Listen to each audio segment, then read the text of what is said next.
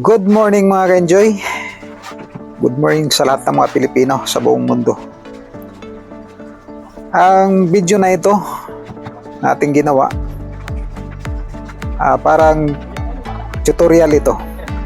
Lalo na sa mga hindi pa sanay, hindi pa masyadong gumagawa ng trabaho na ito. Ito yung sistema ng paghalo ng semento na hindi gaanong mabigat sa pagpala, pero halong-halo. Ang ginagawa namin dyan, ang buhangin ibuhos namin magkabilang gilid, tapos yung semento nasa gitna. Depende na sa inyo kung ano yung halo nyo, 1, 2, 3 o 1, 3, 4. Kanya-kanyang ano yan, kanya-kanyang diskarte kung paano mo patapangin yung halo mo. Itong sa amin, 1, 3, 4 ito, pero timba. Isang sakong simento, 3 timbang buhangin, 4 na timba na graba. Yan ang halo namin. Yan, ginagawa namin dyan. Itumpok nakahilera yung buhangin sa gilid. Tapos yung semento, ibubuhos sa gitna. Ganyan lang. Tapos, hahaluin yan ng pahaba.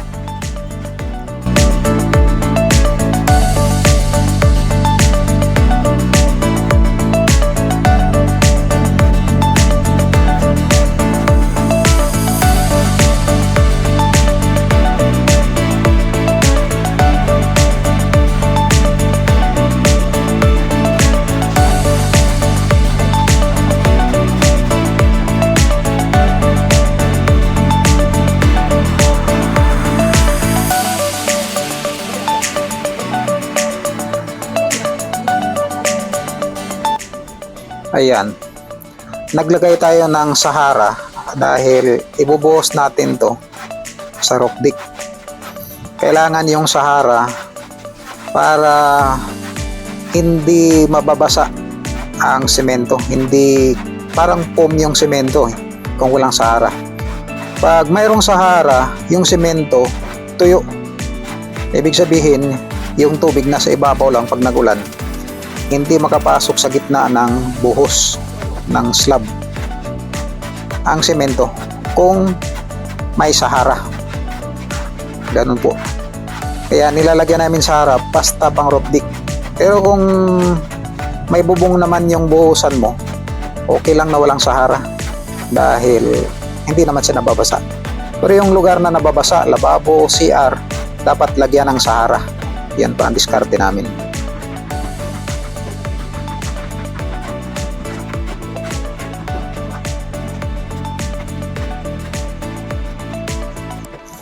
Ayan, pagkatapos na halo, bubutasan yung gitna, ibubukas siya. Paikot, mag-iwan sa gitna ng yung halo. Tapos kakanalan, paikot, tapos lagyan ng tubig. Yan. Hindi pa namin nilagay yung graba dahil para may pasipsip muna natin yung may pasipsip muna natin yung halo sa tubig at saka mapapunta natin sa gitna. Itutulak natin yung halo natin bandang gitna para paglagay ng graba sa gilid mas madali natin palahin. Ganun, pahaba pa rin. Ganun ang diskarte natin dyan. Yan, tinutulak natin yung halo natin papunta sa gitna na may tubig at saka mas madaling nabasa. Medyo mabilisan diskarte ng ganito dahil kung pabayaan mong kung kailan sipsipin yung halo mo ng tubig, medyo matagal. Itutulak natin sa gitna, tapos itutulak natin ng pala yung halo para sisipsipin ng tubig. Mas madali tayong matapos, madaling mabasa yung semento. Yan, pagkatapos niyan, saka natin ilagay yung graba. Pero sa gilid lang yan, hindi natin ilagay sa may halo natin. Nasa gilid lang mismo para hindi siya mahalo doon sa buhangin at semento, para hindi titigas. Yan sa gilid lang, yan ang diskarte namin dyan.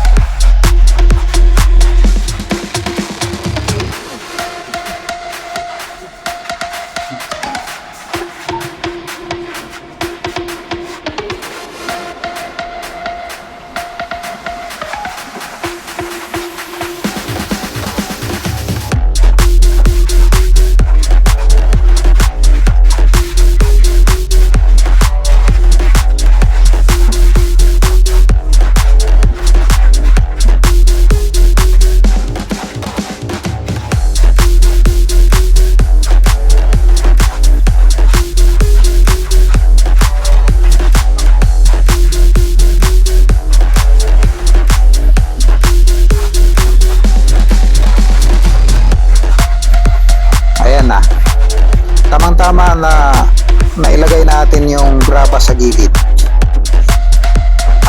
Halos nasipsip na rin buo ng tubig yung sementong halo natin. Kunting tulak na lang yung mga tuyo na buhangin at saka semento na kahalo sa mga bandang ibabaw.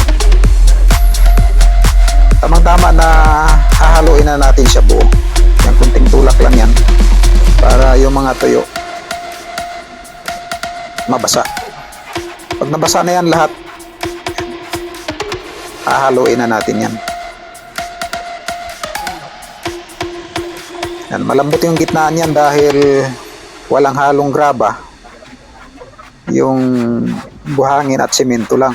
Tapos nakasipsip lang siya, mismong tubig lang nagsipsip dyan.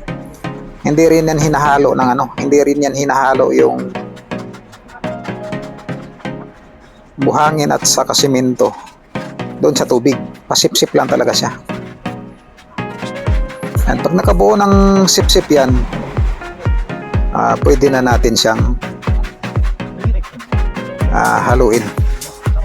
Diskarte dyan,